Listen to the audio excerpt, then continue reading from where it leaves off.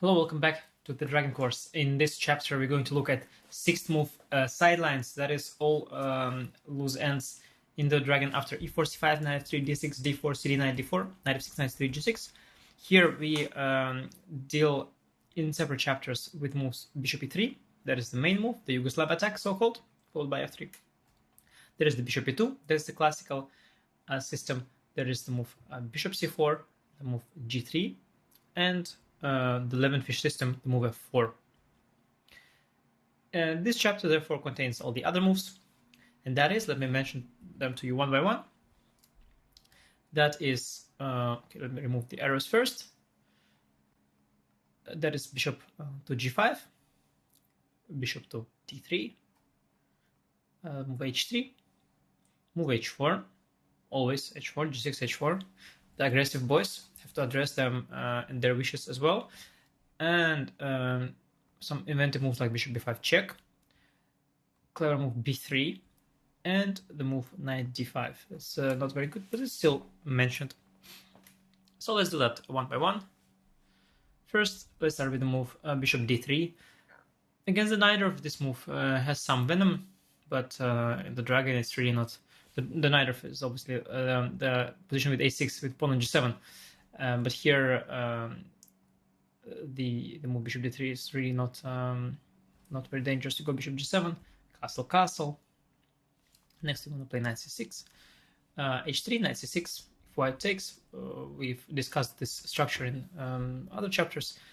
We're really happy to have access, control over the d5 square, open b file, and knight. Next we'll reroute the knight perhaps to c5, and the common plan in this kind of positions, since we've got this one giant pawn island, which is great, we've got the slightly lonely a pawn, and we want to make an asset out of it as well. We push it often to a5. Sometimes we don't mind trading it after a4, and then we are left with this massive pawn island, which has essentially no weaknesses, just this e7 point, which cannot be attacked by white. So we've got tremendous pawn structure, very good position. If white plays bishop e3 here, which is more logical, we've got the move d5, and that works very well here.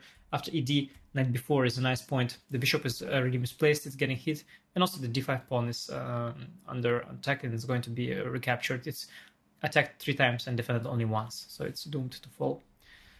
Therefore, bishop b3 is not very, very good. h3, also there. The idea is perhaps bishop e3, queen d2, but much more efficient is to do that with f3 than with h3. First of all, you want your e4 pawn protected. Secondly, you want to be able to throw this pawn down the board. So h3 just not the right way to go. Bishop g7 and g4 is also possible, but okay, we play knight c6. Also castle, knight c6 first is good. Bishop e3 castle. Bishop g2. White, I should note, defended the knight with the bishop. And so we castle bishop g2, and now there are many ways of playing, but the easiest is to take knight d4, bishop d4, and now I like the move queen a5. A nice idea that after castle we go h5, and we guard this g5 square with the queen all the way across the board. There it was slightly too long. Here it ends. Yeah, and if not castle but queen d2, then we go bishop e6, and castling long is not happening. All our pieces are looking at the queen side, and on the king side, white is just weakened himself. So this is just not, g4 is not very good.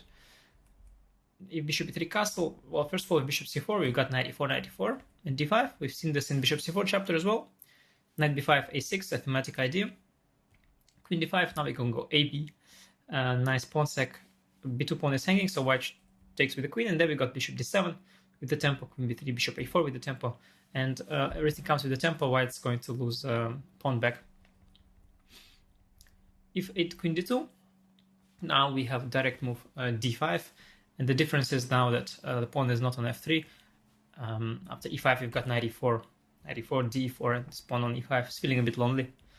And if bishop e4 we go queen b6, followed by rook d8, pinning the knight, intending knight c6, with very good counterplay along the d file, long before white has managed any form of play on the king side. e5 is safer, then we take knight d5, knight d5, queen d5, bishop e2. Black is fine here by simple means, but I like a funky variation that starts with the move rook d8, c3, and now queen g2. Absolutely unnecessary, but a very cool exchange stack. Bishop f3, queen f3, knight f3, rook d2. We've sacrificed in exchange for one pawn and the bishop pair. And we've got this 4 against 2 here on the king side. And lots of light squares, like all of these light squares, all these diagonals, nicely weak. Black's doing very well. Knight d2, bishop f5. Let's take king e2, knight c6. Just got a very nice position. Knight comes to e5, then perhaps the bishop or the knight gets to d3. We've got also play on the queen side with b5. Fantastic compensation. But just slightly random line, obviously, but still good to see. Good to see. 6 knight f3 is there. I haven't mentioned it at the intro, by the way. Knight f3. 6 knight f3 is their very odd move. That's why I even forgot about it. But there is some point. If bishop g7, white wants to push e5, I guess. So we should start with knight c6 or knight b7, which is what I recommend. Bishop c4, bishop g7, castle, castle, and next we want to play b6 and bishop b7. Rook 1, b6, knight d5, bishop b7. Black is a very harmonious development. We're very happy to be supporting this knight with the other knight, so that if white takes, we don't have to do an uncomfortable bishop f6, which is met by bishop h6 and so on, but we can harmoniously recapture on f6 with the knight. I'm very happy, still keeping good control of the central squares. Knight f3 just not very good. Next up, the move knight d5 here. This is not good, but white has tried it. We take on d5. Now important is ed. We have queen f5 check, simply winning the pawn. And that's why white starts with bishop b5 check, stopping the blocking the fifth rank, so that after bishop d7 ed, he doesn't lose the d5 pawn, because there's bishop d2. But now we take on b5, knight b5 and queen f5 check, forcing the knight back, and bishop g7, already creating some serious pressure on the knight. Castle, castle, and after q1, rook e8, black's very fine. And a very instructive line is if white goes bishop g5, trying to put some pressure before we develop the knight. We have a very instructive idea. That is to take on c3 first, bc3, and now a very nice positional / tactical idea, and that is e5. I really like that. We get rid of our backward pawn by this nice tactical means. This d e6 is met by queen takes g5 as the fifth rank got opened up. Very nice idea. After h4, knight d7, things are no longer the same. The e5 pawn is a strength, not a weakness. And yeah, white's pawns are backwards here, and there's a bunch of weak pawns. We are better. 95 just not very good. Next up is move h4. As I say in the course, you have those players who, as soon as they see g6, go h4, and I respect them, but this is not so great. Though possible. Bishop g7, yeah, h5, really not the case here. Knight h5, this is not the case where you can sacrifice. There's no point to sacrifice. We'll just take back, develop. If bishop e3, we go knight f6 back, and we will just play h5 next. White doesn't have any attack here. He's missing his h1. If bishop e3, white sort of tries to say, okay, sorry, h4 was a joke. Let's go back to normal Yugoslav attack. Okay, that's decent. Knight c6, f3, castle, queen d2. But now it's like you played h4 too early. We hit you here with d5. And after knight c6, bc, long castle, we are transposing to a line where basically, if you imagine the line with the long castle in Yugoslav attack, d5, then take and h4. And it was in that chapter. There we go, queen a5. If you remember, some nice rook b8 business. It's all very fine for black. And if white tries to be consistent after h4, bishop g7, go bishop e2. We don't need to waste time with h5. Though I imagine that would be also playable. But we can play knight c6, putting pressure on the d4 knight, and making sure white doesn't have time for h5. If white now takes on c6, then after bc, we once again greatly improve our pawn structure. And if h5, we can play knight h5, bishop h5, gh. And this is an important moment to realize here what's happening. We have done horrible damage to our kingside pawn structure, but do note we have a bishop pair, and most importantly, we haven't castled short yet. And with that in mind, this ruined pawn structure is not so important. We will bring the king to d7 eventually, I put the move queen b6 here as main. Black can also simply take on c3 if you want, and then bring the bishop to e6, king to d7 if needed. And also after queen b6, yeah, the bishop e6, king d7 is the long-term, well, short-term / long-term idea, and it's very important that we control all these squares. Sorry, the d5 square, and the fact that this h7 pawn is isolated and somewhat weak is not relevant at all. We haven't castled, so that's really a big deal. If white goes bishop e3, wants to push h5 without any concessions, then we go h5 ourselves. It's time now. And after f3 we castle, and white has wasted the move on bishop e2 compared to the Yugoslav attack. And after queen d2, d5, we are obviously having a good version of things. We are right there with our counterplay in the center and up basically at tempo on the complications. That's for h4, just bishop g7 and bishop e2, knight c6. There's the move bishop b5 check. No, this move doesn't make sense. Although there is one point, and that is quite funny. So after bishop b5, bishop d7, now first of all, queen e2 transposes to bishop g5. After bishop g7, bishop g5 to 6 bishop g5. 7 bishop g7 only helps us develop. We take knight b7. And what is nice here compared to 3 bishop b5 check systems, the white didn't get pawn on c4, so he doesn't have this Marusi bind on us, and we have better control over these squares. So castle bishop g7, we just develop and have good pressure along the c file. What does make sense is bishop e2 back, and at first I thought this is total nonsense, but then I realized it does have a point. Now after bishop g7, bishop e3, knight c6, queen d2, castle.